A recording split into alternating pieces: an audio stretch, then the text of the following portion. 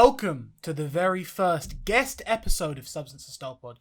You're joined here by me, Niall, Antonio, and our guest, Darkmatterbeatz. Darkmatterbeatz. Elusive Welcome character. to the show. Welcome to the show, man. Thanks, man. I appreciate being on here. If you're not already caught up, Darkmatterbeatz is an up and coming UK producer. He's eclectic. He's kind of like a musical samurai of sorts, he's making his waves in the underground and he's really doing his thing. And honestly, we hope once you've watched this, you're going to go out and you're going to check out his stuff, because honestly, you will not be disappointed. Yeah. It's very easy to say, check this out, do this, do that. But honestly, I'm going to stop talking. Darkmat, how are you today? Yeah, I'm doing good. Just, taking each day one day at a time, as I always say. Just, yeah. You're chilling. Honestly, I mean, in this Corona thing, as best as we can do, right? True. Yeah. Anyway, so I just wanted to ask you, being a producer and all that, how long have you been at this, man? I think now it'd be like 5 years. 5 years. What triggered you to start? Was it your first inspiration? Well, it's a funny story actually. Like, it was a friend that he uploaded a dubstep song on SoundCloud. And before people start judging dubstep, it maybe you might view dubstep in one way, but the actual dubstep music, the origins of it are so dope.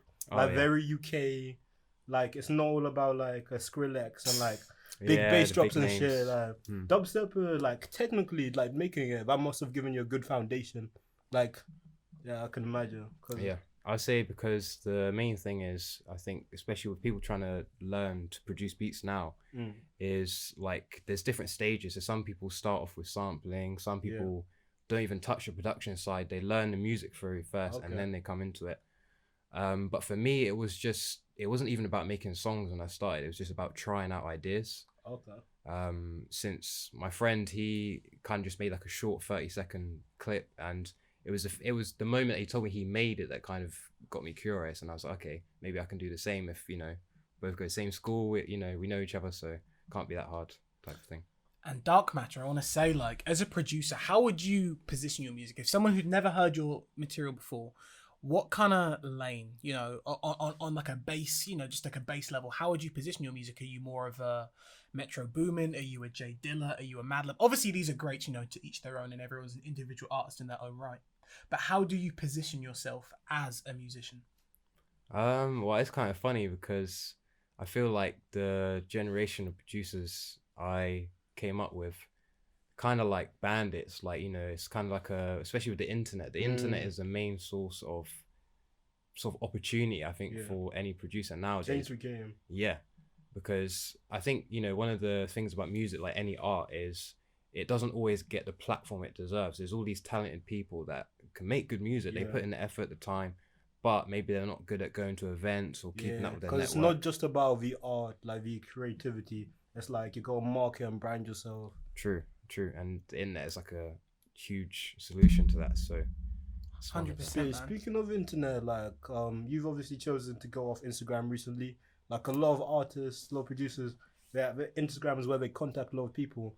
But you seem to be doing well without this. So speak a bit about that decision and the benefits of being on social media, and not you can still contact people without social media, but it's just it cuts away that kind of easy instant access. Instant access, exactly. So it's hard. I mean, I never really tried to explain it in full to someone, I say properly, but the summary of it was kind of a collection of things. I say for the musical side of things, still I would split it up into multiple things. So part of it was, I think with Instagram, when I first sort of built my following on there, a lot of it was from creating content that was exciting, was flashy, maybe it's not in terms of, it's a change in the game or anything, but, I put my effort in and did the music and, shot videos in my room to keep it humble kind of thing. But part of that comes with, when you build a following, you're starting to build momentum. You have the sort of, not really pressure, but you have that feeling, you don't want to disappoint the people that are discovering your music, because, you want to keep sharing your ideas and stuff. But I feel like if someone like me, at least, I feel like, it's something that I feel is, when you when it gets too competitive, or you get too competitive yourself, like social media is the perfect thing to show you other people that are working hard consistently, if that's what you're, you know, engaging with. And to have that as a comparison can be quite draining. Whereas I find a lot of people wouldn't have worries in their mind if they weren't comparing themselves to, you know, what's going on. I just, I'm quite a sensitive person, so I see that stuff, and you know, that self-awareness is going to take you far, because like a lot of people, Instagram or other distractions are like kind of blocking them from succeeding. But you like realizing that, stepping back and still operating in like the way you want to, like that's going to take you far. Like and I mentioned earlier an elusive character, and that's just because the way I see you is that like you're on the internet always making moves, and you don't really have to like be a person where you have to leave your room to be making money. So like I'm quite interested in like that kind of entrepreneurial spirit, like how you developed that. Like, was it straight away when you're producing, or like it developed as you like got better with the beat making? So I would say, because this is the thing, I mean, even with music production, it kind of relates to it. I think a lot of people, you know, when they see producers or musicians, like everyone comes from a different background.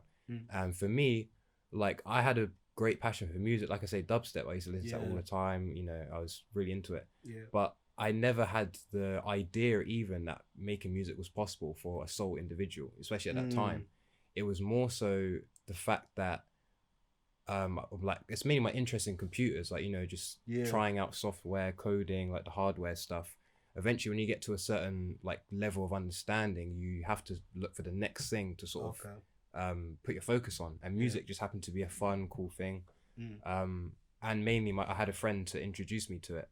But in terms of the entrepreneurial stuff, like I say, a lot of it just comes down to being a one-trick pony, if I'm honest. Like, you know, computers and stuff like that is basically all I know. It's, you know, it's my main skill, whatever you want to call it. But you say one-trick pony, but the fact that you know computers has led you through all these different avenues, like coding, music, like producing. There's almost a science to it.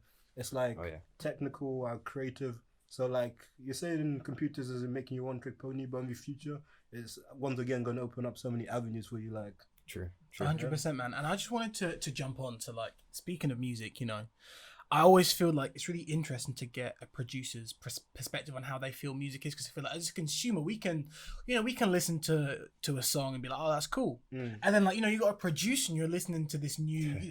A good example is Kanye and The Life of Pablo. When that first dropped, he reissued that shit like 3-4 times, because the first time they're saying the mixing was poor and this is off and this is off. And to an average consumer, you're listening to Ultralight Beam, you're listening to Father Stretch My Hand, you're like, yo, this is cool. And then like that audio technician, the engineers, the producers, you're listening to that, you're like, no, that's off, there's clipping here, there's problems with the audio there. So I just want to know, you know, as a producer, who are you listening to outside of obviously your work, and what are some like producer and musician do's and don'ts, you know, as someone as seasoned as yourself, being at this for over half a decade?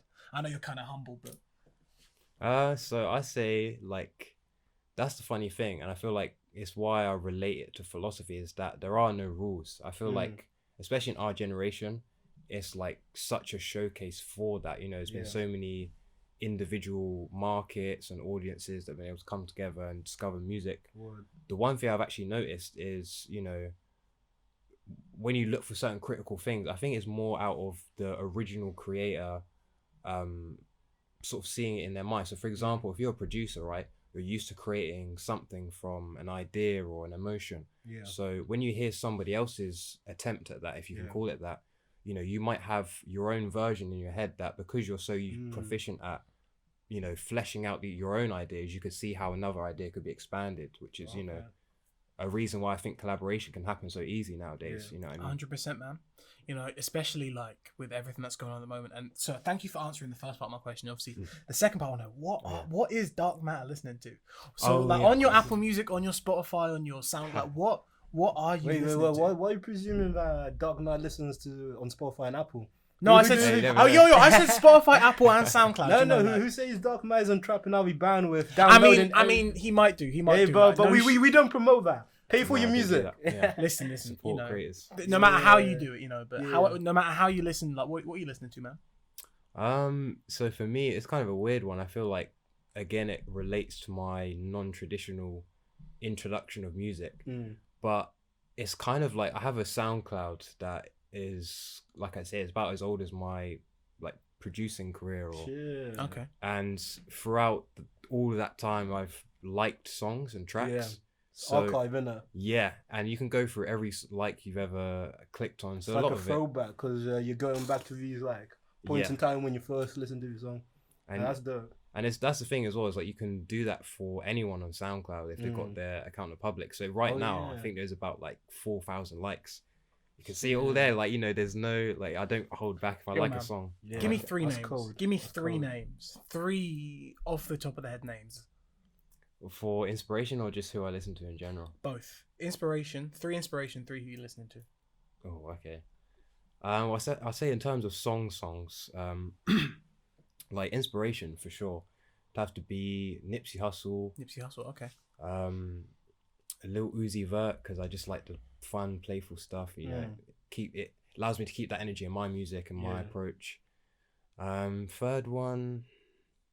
Again, it's hard because I don't really have favorites, but I do like Lil Baby and just the US scene. Lil Baby, yeah. Just Uzi and Baby are very interesting to say because even though they kind of exist in this kind of mainstream world of rap, they're very artistically dynamic. I want to say, unicorns. Like, even though it's like, Special oh yeah, beings, no, like man. We Paid and EXO Tour Life, like they're outdone songs, but like their projects, their work ethic, like the way Baby and Uzi put albums together, like especially like the way now, they like, put melodies together. yo, like breaking it's it down. genius. It is really genius. Like in a similar way, not comparing the two to like a Stevie Wonder or Motown, but like the way they see music, it's like Neo in the Matrix, you know, like the way they kind of orchestrate that and put that together. So I think that's a really interesting way to pull that, and also the contradiction, or I guess the contrast between a Nipsey Hussle, you know, a brooding. But kinda, it's the energy. It's the energy. It's that motivating energy. Like uplift you. It's different, but it's the same. You know, it's different sounds, similar like ways it like evokes. Yeah, 100%. Like I guess like a song like, you know,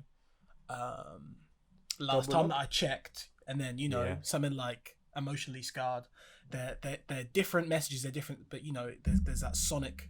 I would say like you know the track "Double Up" by Nipsey. Double Up, yeah, that's kind of in the same vein. Like that, I could imagine Uzi or Baby on that. Like, see, that's the thing though, because I feel like one of the reasons I appreciate Nipsey Hussle as like an artist that you know, because I'm not really that. If I'm honest, I'm not really that fond of like artist-based songs. Like, cause I listen to a lot of instrumentals, atmospheric music, etc.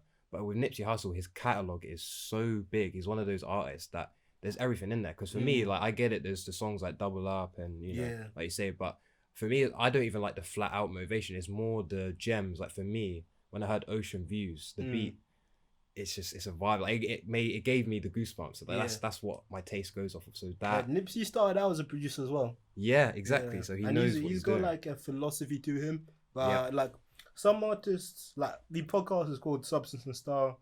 It's just like the concept of style over substance. Like what do you favor? Like obviously a balance is needed, but like say Nipsey, he's got like a philosophy ingrained in his music, like in everything that he operates, the way he does business. That's like so community based. But like when you listen to his music, it's not just about the music. It's about like Nipsey Hussle, this like figure. Like rest in peace to Nipsey. 100%. That's dope. I hear there's going to be a new Nipsey album in the works. You know, they're saying 2021.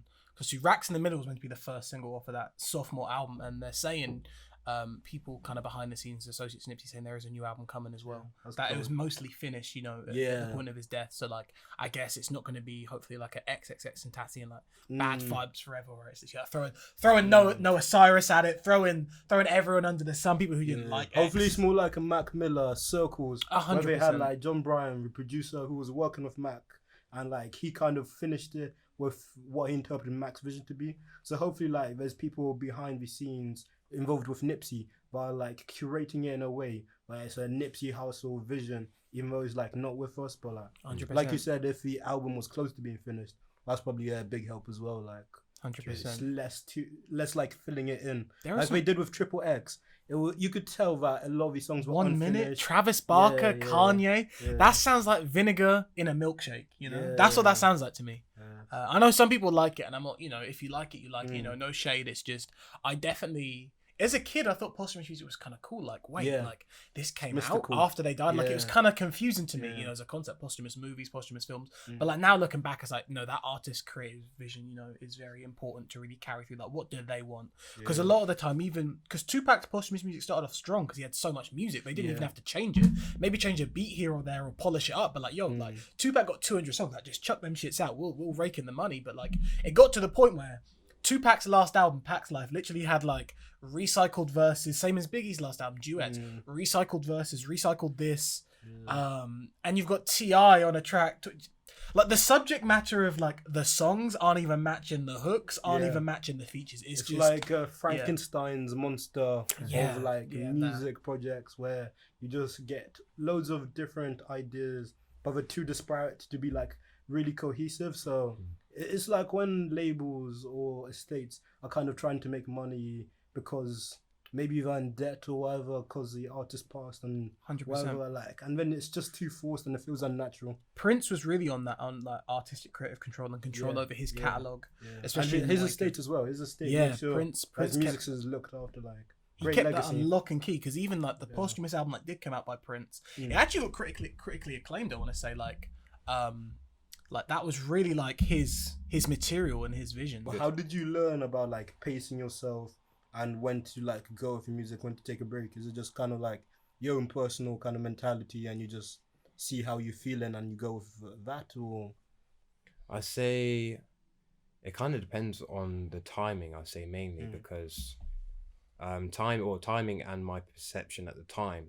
So for example, like I try to keep it fairly logical. Like, you know, I try to work hard at times that I'm at my best, and then when I'm not, I won't try and push myself to get a little bit extra, you know, because the smart thing is to obviously recuperate so you can do the, you know, perform the task, whatever it is, at the same value the next day.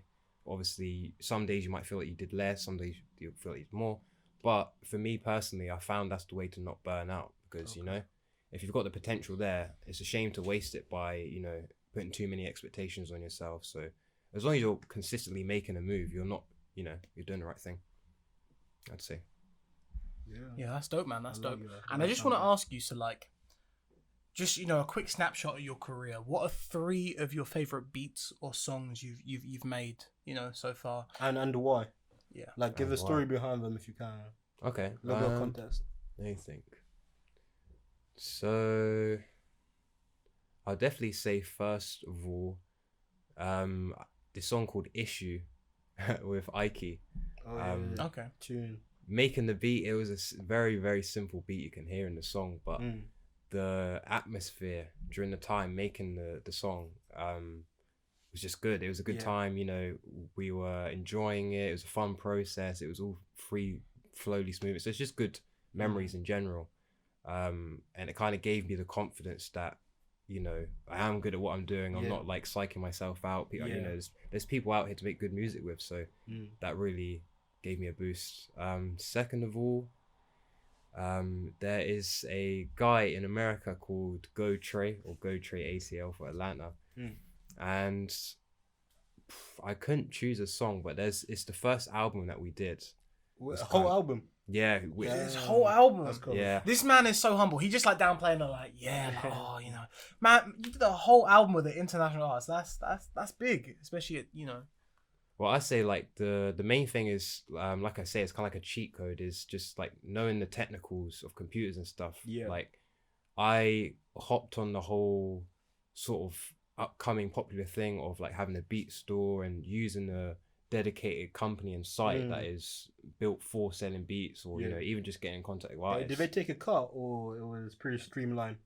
So it's kind of like a Photoshop or whatever you'd use. Essentially, if you pay for the membership, you don't get any percentages cut. But obviously, if you want to use a free version, you can still sell beats, but they take a cut and it goes into like back into the company and whatnot. Okay. Now, what's the name of the company? You're gonna give them some love, or they don't deserve it? No. To be honest, I use a total of 3. I say 4 over my lifetime. But I can't remember the 4th one, but it's Airbit, BeatStars, Bandcamp. Oh, Bandcamp, of course. Yeah. Ages ago when it was, you know, the thing for the time. Yeah.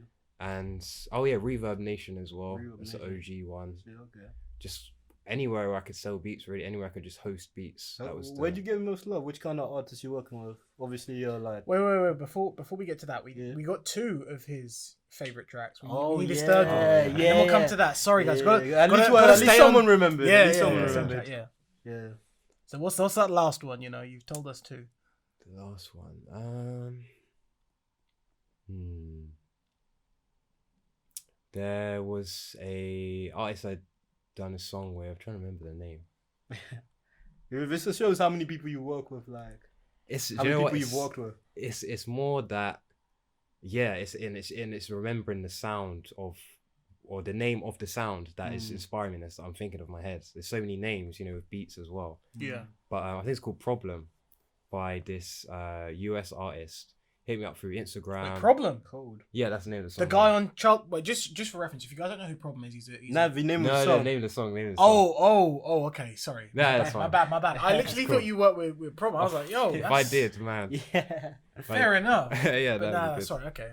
My bad. No, but yeah, that was the name of the song.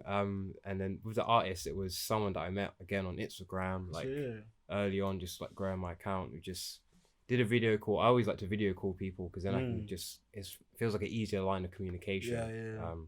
Yeah. Stuff like that. So yeah, that song that I did with him, yeah, it's just a good song. Like, it was a good feeling to again speak to someone that was so excited to like hear my beats, because to me it just feels like I'm making something for myself, Yeah, 100%. So like Darkmatter, you've told us a bit about like your music, your kind of like history, like how you go into and stuff.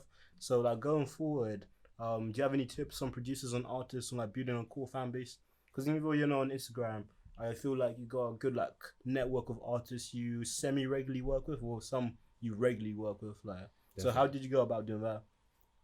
So I say like the number one underrated tip, that because everyone will tell you it, but I feel like not enough people pay attention is to just be genuine. Because I feel like, well, it's like anything, if you're trying to please a crowd, you end up pleasing no one, because inside of that crowd are individual peoples. They all have individual beliefs, and hobbies and interests. So I feel like as long as you're presenting your true self, people are attracted to that, and you shouldn't worry about anyone that's not following you.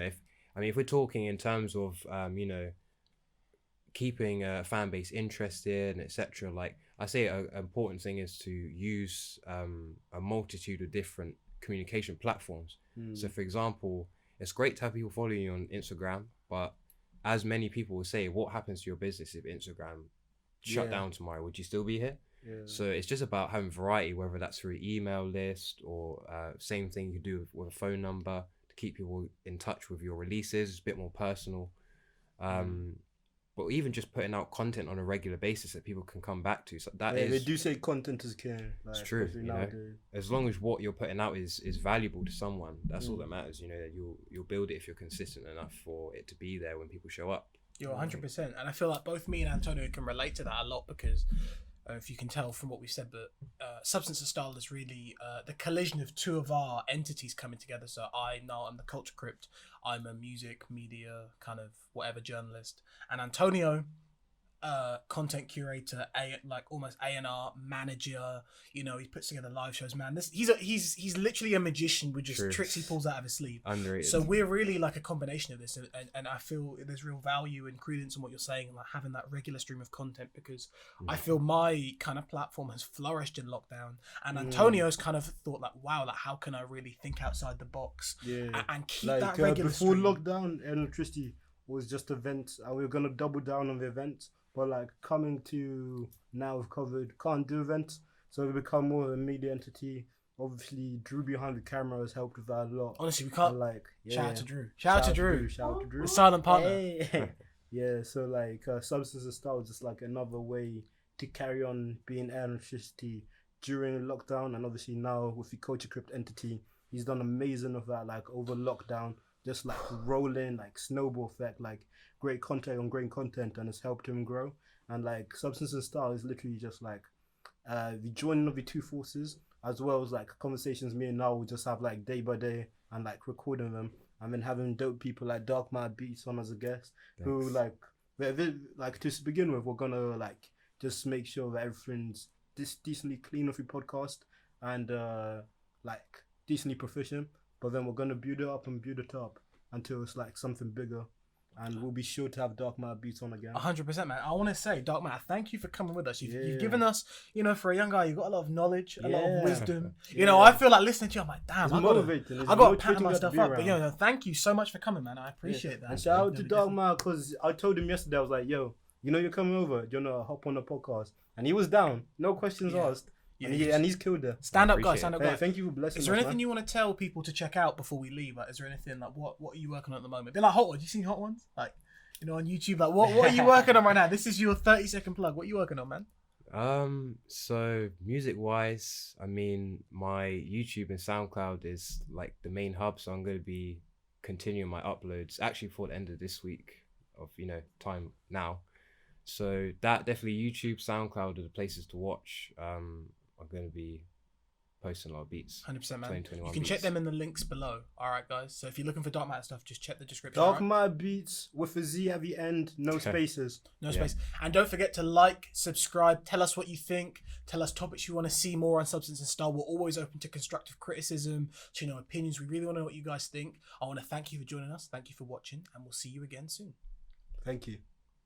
And for the people on Spotify, Apple, and SoundCloud, all the downloads, comments on Apple Podcasts and SoundCloud were much appreciated.